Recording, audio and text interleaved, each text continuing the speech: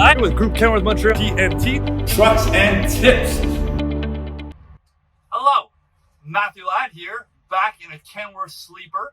I want to show everybody out there some of the controls that are located, in this case, behind the driver's seat, for the driver when they're in the sleeper compartment to run the inverter, the idle management, lock the doors, and various other systems on a Kenworth truck. Let's go take a look. So this is the area behind the driver's seat in the sleeper compartment. Here you have your Kenworth idle management controls, which will control your heating and air conditioning. Here's the Eaton 1800 watt factory installed inverter controls. This here is how you turn on the fridge.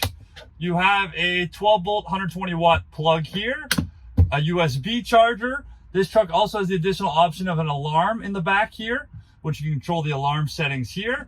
You can lock the doors just in case if you weren't sure if you locked the doors or not before you went into the sleeper bunk. Then you have light controls here. And this, not to be confused, this is the truck AC controls. You need to make sure on the dash that you've activated the sleeper heating and AC, and then you can control the truck AC. This is for the Kenworth idle management system controls.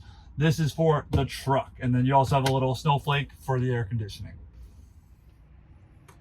And that's Groupe Kenworth Montreal TNT, trucks and tips for this week. Stay tuned for more tips in the future. Thank you.